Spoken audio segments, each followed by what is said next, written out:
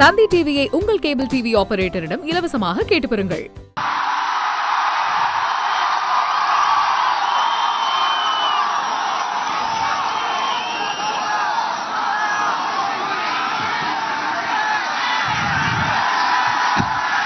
கிட்டத்தட்ட ஒரு 910 நாட்களுக்கு மேல உங்க மண்ணுக்காக போராடிட்டு இருக்கீங்க.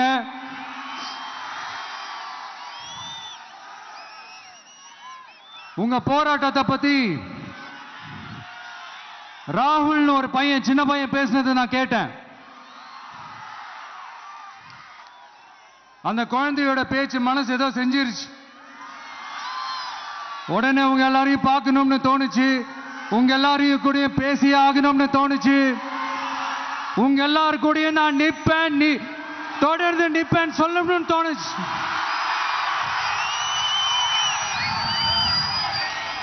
ஒவ்வொரு வீட்டுக்கும் ரொம்ப முக்கியமானவங்க அந்த வீட்டில் இருக்கிற பெரியவங்க தான்.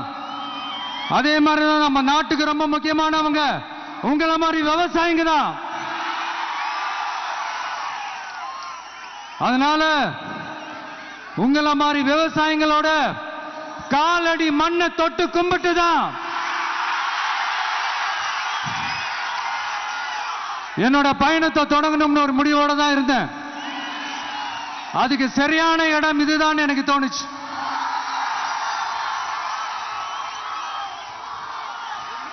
என்ன உங்க வீட்டில் இருக்கிற ஒரு மகனா என்னோட கள அரசியல் பயணம் உங்களோட ஆசீர்வாதத்தோட இங்கிருந்து தான் தொடங்குது. சரி, அதை விடுவோம். நம்மளுடைய முதல் மாநில மாநாட்டில் நம்ம கட்சியினுடைய கொள்கையை பத்திலாம் நான் எடுத்து சொன்னேன்.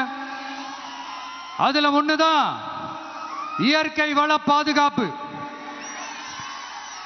சூழலியல் மற்றும் காலநிலை நெருக்கடியை எதிர்கொள்ளக்கூடிய, இயற்கைக்கு ஊறு விளைவிக்காத பகுதிசார் மாநில வளர்ச்சி பரவலாக்கம். இதான் நாம் அறிவிச்ச அந்த கொள்கை. இதான் நான் இங்க சொல்றதுக்கு காரணம் ஓட்டு அரசியலுக்காக இல்ல.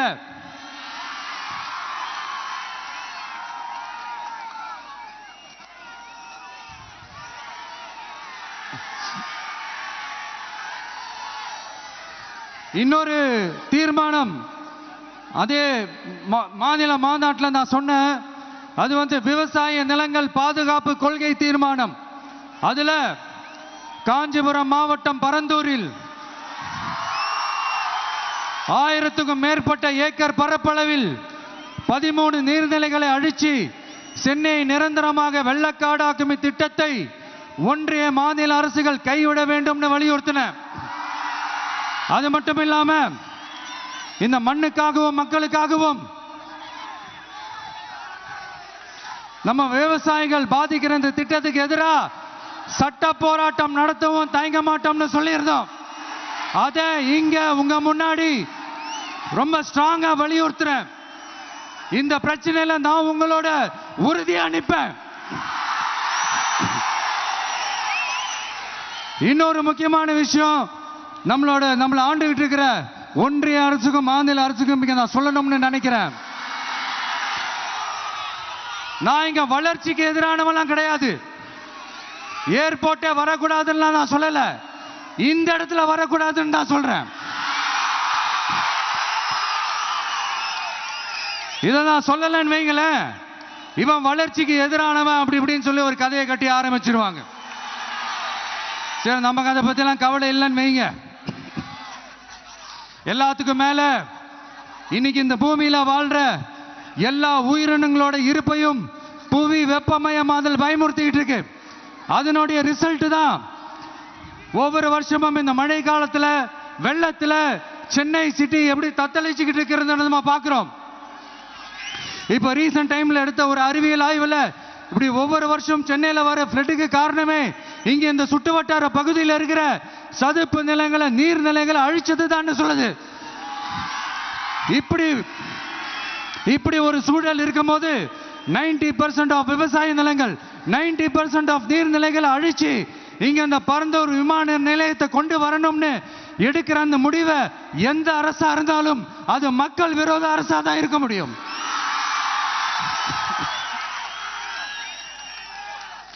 இப்ப சமீபத்தில் நம்ம அரிட்டாப்பட்டி பகுதியில் அந்த டங்ஸ்டன் சுரங்கம் அமைக்கிறதை எதிர்த்து தமிழ்நாடு அரசு ஒரு தீர்மானம் ஒன்று கொண்டு வந்தாங்க. அதை நான் மனப்பூர்வமாக வரவேற்கிறேன். ஆனா அதே நிலைப்பாட்டை தானே இங்க நம்ம பரந்தூர் பிரச்சனையிலையும் எடுக்கணும்.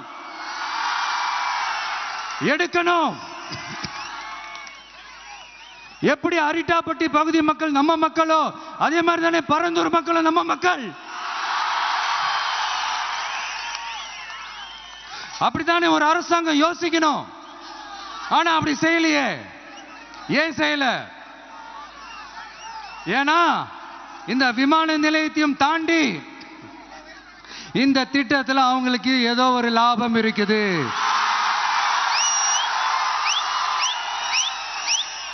அத நம்ம மக்கள் தெளிவா புரிஞ்சு வச்சிருக்கிறாங்க. நம்மளுடைய ஆட்சியாளர்களுக்கு ஒரு சில கேள்விகள். நீங்க எதிர்கட்சியா இருக்கும் போது 8 வழிச்சாலையை எதிர்த்தீங்க, அந்த காட்டுப்பள்ளி துறைமுகத்தை எடுத்தீங்க. அதே தானே இங்கேயும், அதே நிலைப்பாடு தானே இங்கேயும் எடுக்கணும். அது எப்படி நீங்க எதிர்கட்சியா இருக்கும் போது விவசாயிகளுக்கு ஆதரவு, ஆளுங்கட்சியா இருக்கும் போது விவசாயிகளுக்கு எதிர்ப்பா?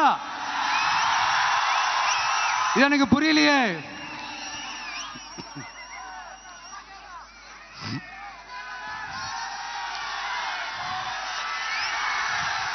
அதனால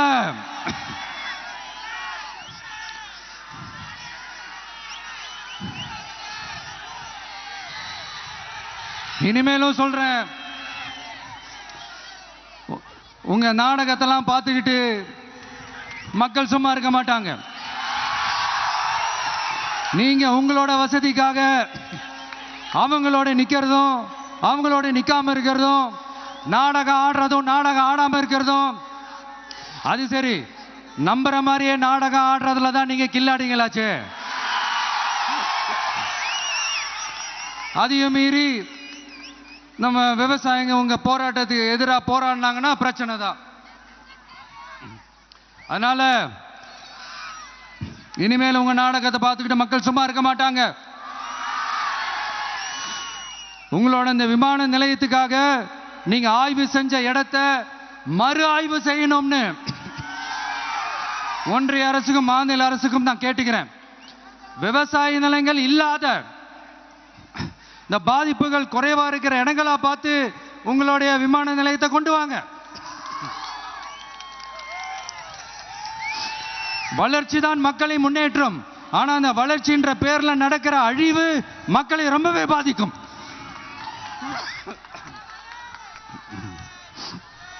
நீங்க எல்லாரும் உங்களுடைய ஊர் கிராம தேவதைகளான கொல்லமெட்டால் அம்மன் மேலையும் எல்லை அம்மன் மேலையும் ரொம்பவே நம்பிக்கை வச்சிருக்கீங்கன்றது எனக்கு தெரிஞ்சது. அந்த நம்பிக்கையை இழந்துடாதீங்க. உங்களுக்காகவும் உங்க ஊருக்காகவும் இனி உங்க வீட்டு பிள்ளையான நானும் தமிழக வெற்றி கழகத்தோட தோழர்களும் சட்டத்துக்கு உட்பட்டு எல்லா வழிகளிலும் உங்களோட உறுதி அனுப்பேன். உங்களோட ஊருக்குள்ள ஏகனாபுரம் ஊருக்குள்ள வந்து அந்த திடல்ல தான் உங்க எல்லாரையும் மீட் பண்ணணும்னு நினைச்சேன். ஆனா எனக்கு பர்மிஷன் கிடைக்கல. இங்க தான் பர்மிஷன் கொடுத்தாங்க. நான் ஏன் ஊருக்குள்ள வரணும்னு தடையின்னு எனக்கு தெரியல. இப்படிதான் கொஞ்ச நாளைக்கு முன்னாடி நம்ம புள்ளிங்க ஒரு நோட்டீஸ் கொடுத்ததுக்கு தடை விதிச்சாங்க. ஒரு துண்டு சீட்டு நம்ம புள்ளிங்க கொடுத்ததுக்கு. அது ஏன்னு எனக்கு புரியல. அதனால கான்பிடண்டா இருங்க, நல்லதே நடக்கும், வெற்றி நிச்சயம். மீண்டும் சந்திக்கும் வரை நன்றி, வணக்கம்.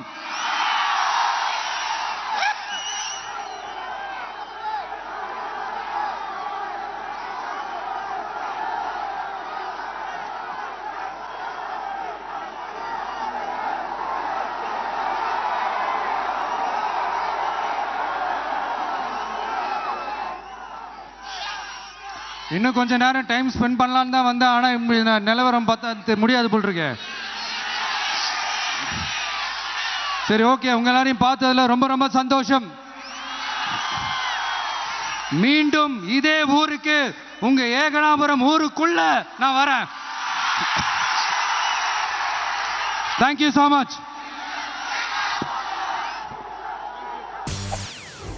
செய்திகளை உடனுக்குடன் தெரிந்து கொள்ள உடனே சப்ஸ்கிரைப் பண்ணுங்க.